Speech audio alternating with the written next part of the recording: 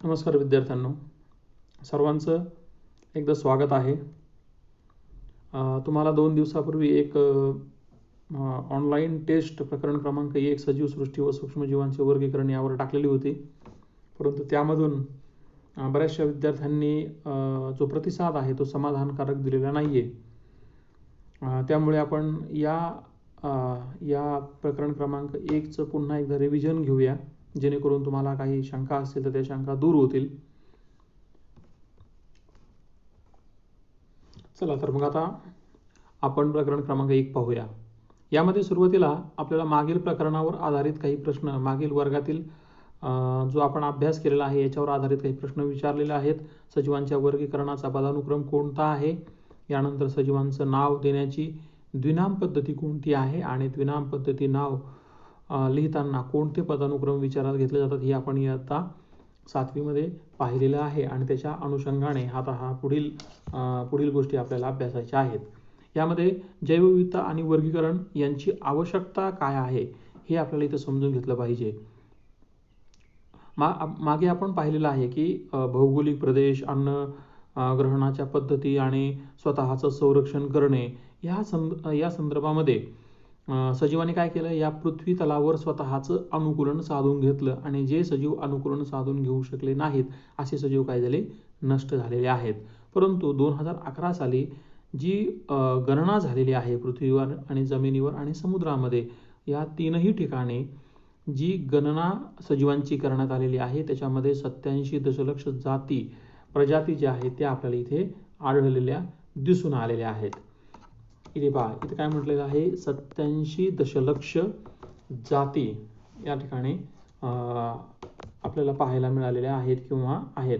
तर मग एवढ्या सगळे लक्षात ठेवणं शक्य नाहीये, म्हणून याचं काय करणं गरजेचं आहे, गट आणि उपगट यांच्यामध्ये विभाजन करणं अतिशय गरजेचं आहे आणि म्हणून याचं वर्गीकरण होणं ही एक गरज आहे.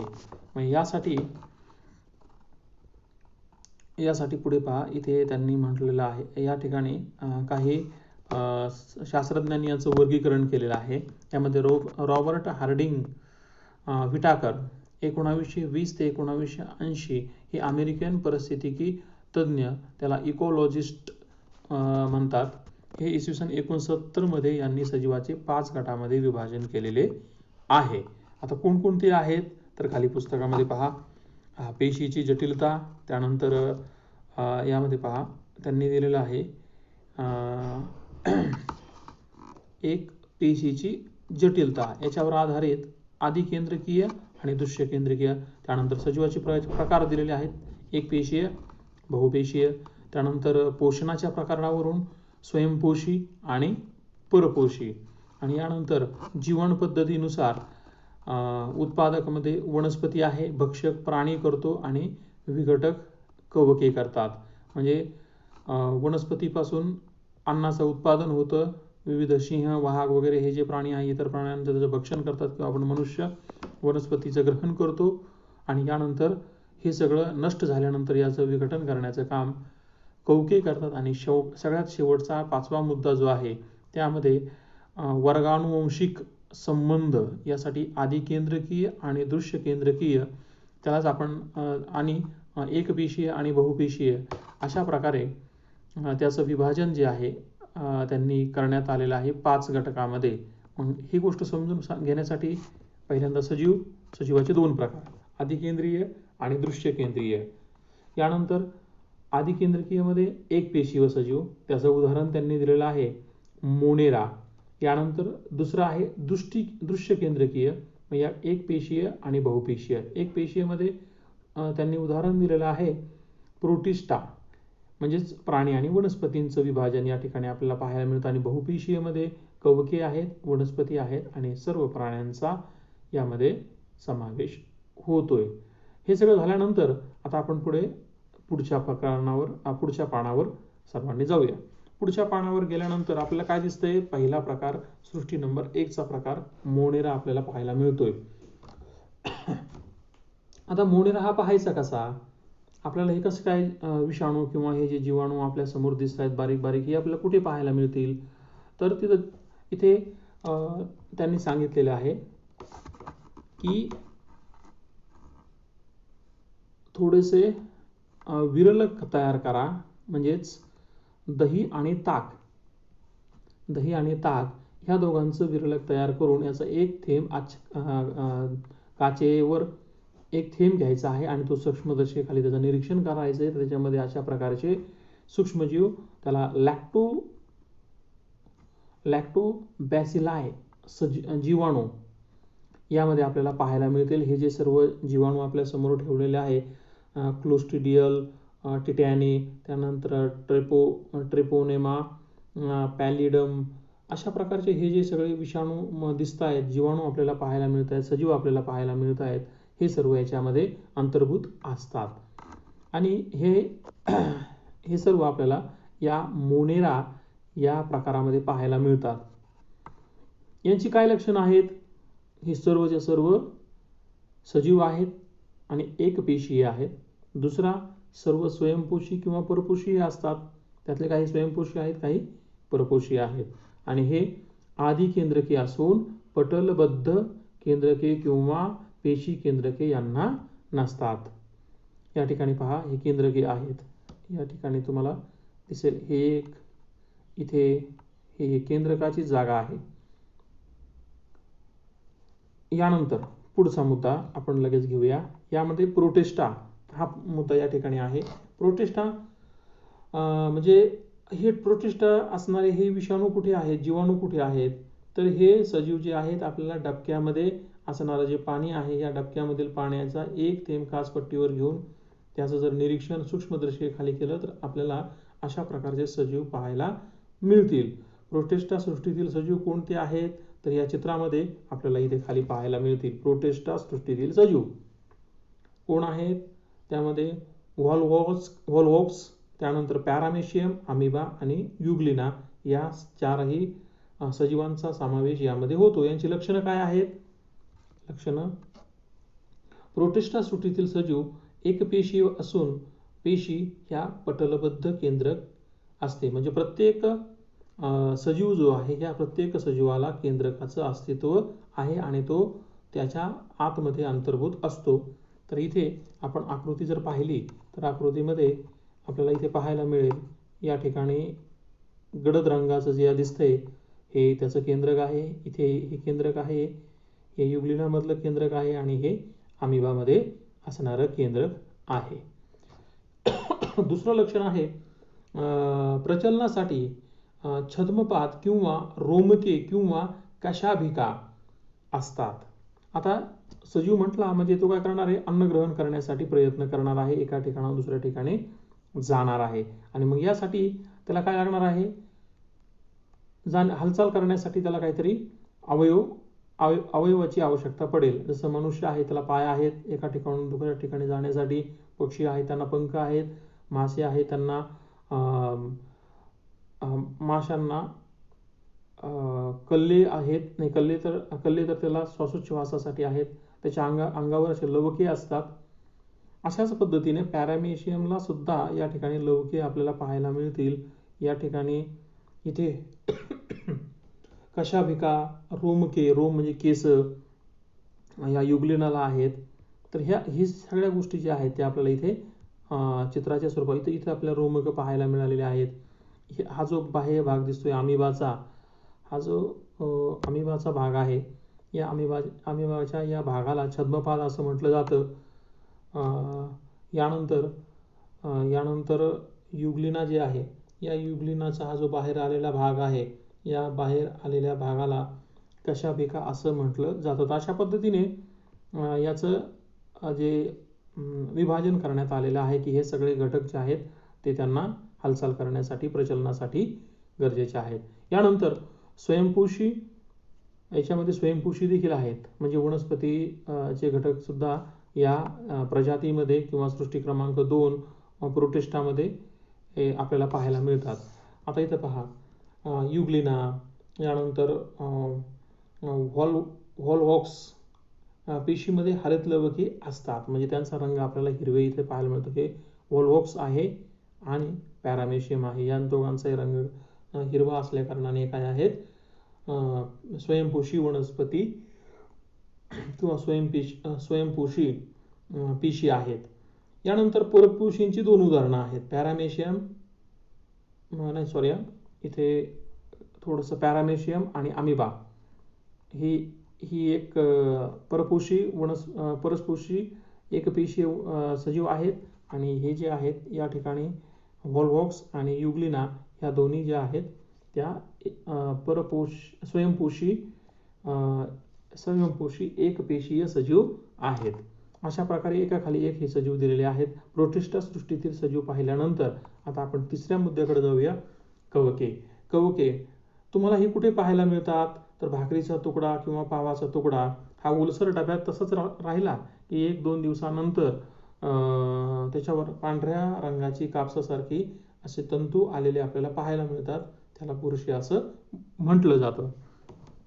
यांची लक्षणं काय आहेत, तर हे कवक सृष्टीतील परपोषी असंश्लेषी व दृष्टिकेंद्रकी सजीवांचा यांच्यामध्ये समावेश होतो. यामध्ये बहुसंख्य कवके मृतोपजीवी आहेत. कुजलेल्या कार्बनी पदार्थांवर ते जगतात. म्हणजेच या ठिकाणी इथे आपल्याला यांच्या लक्षणांबद्दलची माहिती आपल्याला इथे कळणार आहे. यानंतर खाली म्हणलेलं आहे, कवकांची पेशी भित्तिका कायटिन या जटिल शर्करेपासून तयार होते. नेहमी विचारली जाणारी ही एक रिकामी जागा आहे. आपल्याला हा जो कायटिन शब्द आहे हा लक्षात ठेवायचा आहे. यानंतर पुढे म्हटलेलं आहे की काही कवके तंतुरूप असून आतील पेशी द्रव्यामध्ये असंख्य केंद्रके असतात. याच्या पाठीमागे आपण जाऊया, चित्रामध्ये आपल्याला इथे पाहायला मिळेल की या ठिकाणी पहा, ही आकृती एक नेहमी अतिशय महत्त्वाची असते, प्रत्येक परीक्षेमध्ये विचारली जाणारी आहे. तर याच्यावर सुद्धा आपल्याला लक्ष केंद्रित करायचं आहे आणि कायमस्वरूपीसाठी लक्षात ठेवायचे. तुम्हाला 12वी पर्यंत ही कामं येणार आहे. तर काही इथं म्हटलेलं आहे की तंतू रूपामध्ये असतात. म्हणजे हे सगळे जे आहेत, जर तुम्ही बुरशी पाहिली तर बारीक तुम्हाला वरच्या बाजूला असे कण किंवा तंतू आलेले पाहायला मिळतील. आणि पेशी संख्यामध्ये असंख्य केंद्रक असतात, त्याच्यामध्ये केंद्रकांची संख्या असंख्य असते. यानंतर कवकाची उदाहरणं दिलेली आहेत. किण्व म्हणजेच बेकर्स ईस्ट नावाचा एक पदार्थ आहे. बेकर्स ईस्ट हे त्याचं इंग्लिश नाव आहे किण्व. ती एक बुरशीचा प्रकार आहे. त्यानंतर अस्परजिलस, यानंतर मक्याच्या कणसावरील बुरशी, आणि पुढे म्हणलेलं आहे पेनिसिलिन आणि भूछत्रे, त्याला आपण मशरूम असं म्हणतो. अशा प्रकारची त्यांची नावं आणि कंसामध्ये त्यांची इतर माहिती त्यांनी दिलेली आहे. या सगळ्या गोष्टी पाहिल्यानंतर आता आपल्याला पुढे सूक्ष्मजीवांच्या वर्गीकरणाकडे जायचं आहे.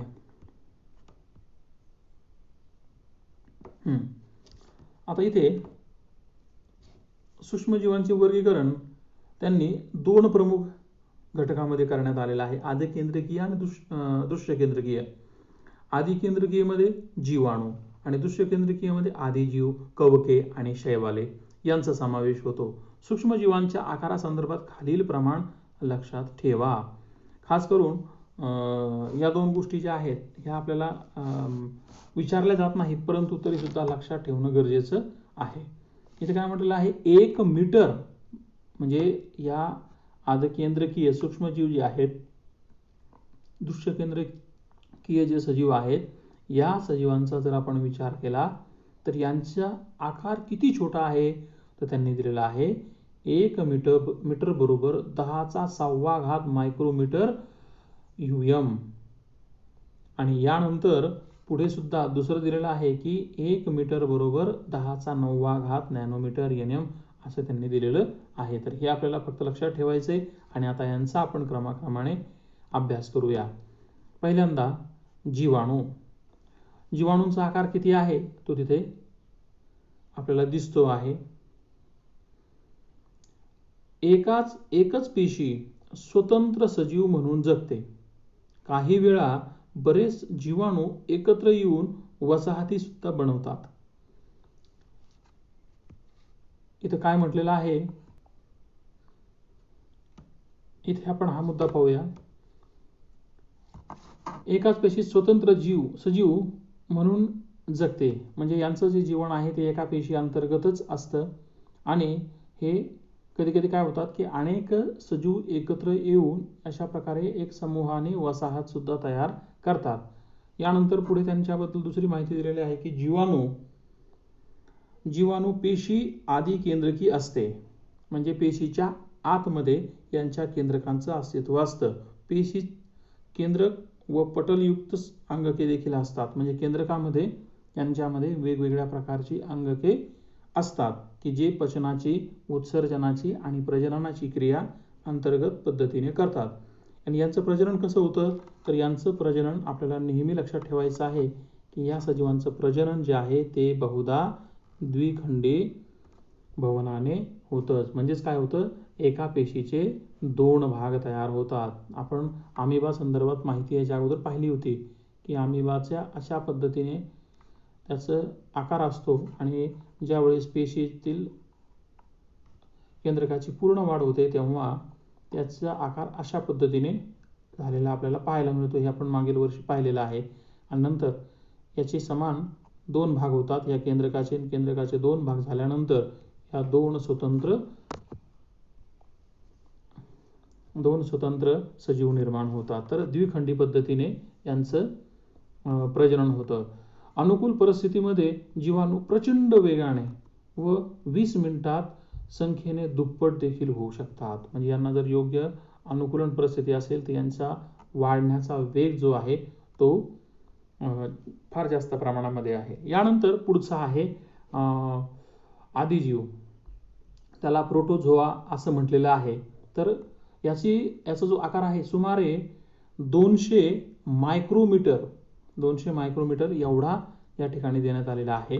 हा कुठे मिळतो आपल्याला, त्याचं अस्तित्व आहे माती, गोड पाणी आणि समुद्रात याचं अस्तित्व आढळतं. आणि शरीरातील अनेक व्याधी आणि आजारासाठी हा कारणीभूत ठरतो. यानंतर दृश्य केंद्रकीय पेशी आढळणारे एकपेशीय सजीव. यानंतर तिसरं प्रोटोझोआच्या पेशी रचना, त्यानंतर हालचालींचे अवयव आणि पोषण पद्धती यात विविधता आढळते. काय म्हणलेलं आहे, प्रोटोझोआच्या पेशी रचना, त्यानंतर हालचालींचे अवयव आणि पोषण पद्धती यांच्यामध्ये आपल्याला विविधता आढळते. सजीव वेगळे वेगळे आहे, त्यांच्यामध्ये असणाऱ्या हालचाली किंवा त्यांच्यामध्ये असणारी रचना या सगळ्या गोष्टींमध्ये आपल्याला विविधता आढळते. आणि शेवटी काय म्हटलेलं आहे 4 नंबरला, प्रजनन त्यांचं कसं होतं, तर पुन्हा या ठिकाणी म्हटलेलं आहे की प्रजनन हे द्विखंडी पद्धतीने होतं. अमिबा, पॅरामेशियम कुठे आढळतात, तर गढूळ पाण्यामध्ये आपल्याला आढळतात. त्यानंतर एंटामिबा हिस्ट्रोलिटिका हे अमांश होण्याला कारण, अमांश हा एक आजार आहे. हा आजार होण्यासाठी याचा म्हणजे एंटोमिबा हिस्टोलिटिका नावाचा सजीव कारणीभूत ठरला जातो. त्यानंतर प्लाझ्मोडियम व्हायवॅक्स हा जो एक पेशीय सजीव आहे याच्यापासून मलेरिया किंवा हिवताप होतो. आणि यानंतर शेवटी युग्लिना हा एक स्वयंपोषी घटक आहे. तर ह्या गोष्टी आपल्याला या ठिकाणी लक्षात ठेवायच्या आहेत. आणि हे काय आहेत, हे सर्व आदिजीव आहेत. युग्लिनाच्या पुढे स्टार करून घ्या, कारण आपल्याला हे लक्षात ठेवायचं आहे. अनेक प्रश्नामध्ये किंवा जोड्या जुळवामध्ये युग्लिना आणि स्वयंपोषी अशी जोडी विचारली जाते.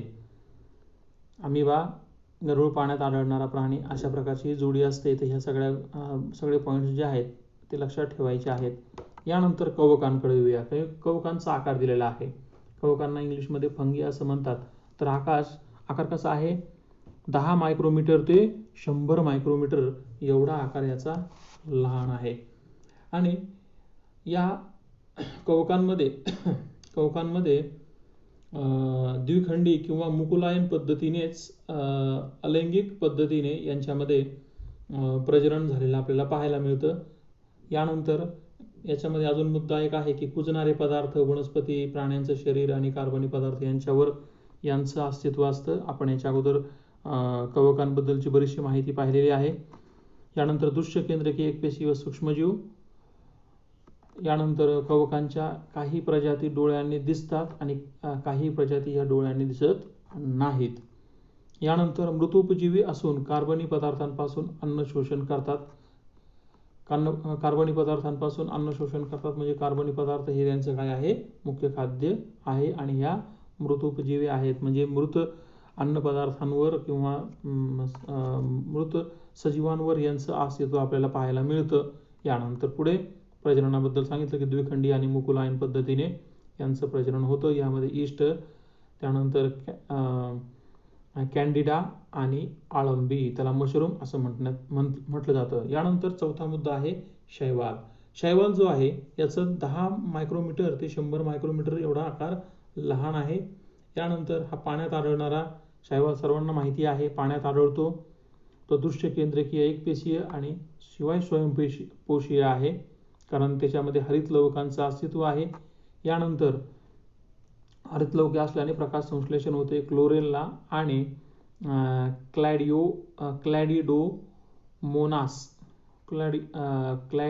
क्लॅमिडोमोनास नावाचा एक सजीव, क्लोरेला आणि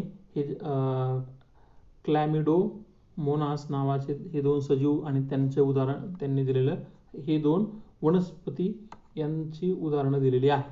शैवाळाच्या थोड्या प्रजाती एकपेशीय आहेत तर इतर सर्व शैवाळ हे बहुपेशीय आहे आणि ते आपल्याला नुसत्या डोळ्यांनी सुद्धा पाहतात. तिथे आपल्याला सूक्ष्मदर्शिकेची गरज पडत नाही.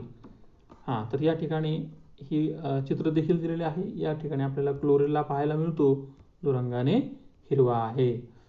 यानंतर पुढे सगळ्यात शेवटचा मुद्दा 5वा जो आहे तो विषाणू आहे. विषाणू सामान्यतः सजीव मानले जात नाही. विषाणू म्हणजे काय, जो आजाराला आमंत्रित करतो त्यालाच विषाणू असं म्हणतात आणि याला सजीव मानलं जात नाही किंवा त्यांना निर्जीवही म्हटलं जात. सजीव आणि निर्जीवांच्या सीमारेषेमध्ये त्यांचं अस्तित्व, म्हणजे ना तो सजीव आहे आणि ना तो निर्जीव आहे. मात्र अभ्यास केल्यानंतर सूक्ष्मजीवशास्त्रामध्ये म्हणजे अभ्यासामध्ये या सूक्ष्मजीवशास्त्रामध्ये त्याचा समावेश केलेला आहे. विषाणू अतिसूक्ष्म म्हणजेच जीवाणूच्या 10 ते 100 पट लहान असून फक्त इलेक्ट्रॉनिक सूक्ष्मदर्शिकेनेच आपण त्याला पाहू शकतो. हे बघा इथे त्यांनी विशद केलेला आहे की आपण याला कसं पाहू शकतो, तर आपण इलेक्ट्रॉनिक सूक्ष्मदर्शिकेनेच त्याला आपण पाहू शकतो. स्वतंत्र कणाच्या रूपामध्ये ते आढळतात. स्वतंत्र कणांच्या म्हणजे ते सजीव असे एकमेकांमध्ये एकत्र येऊन सोसायटी तयार करत नाही किंवा समूहाने राहत नाहीत, तर ते स्वतंत्र राहतात.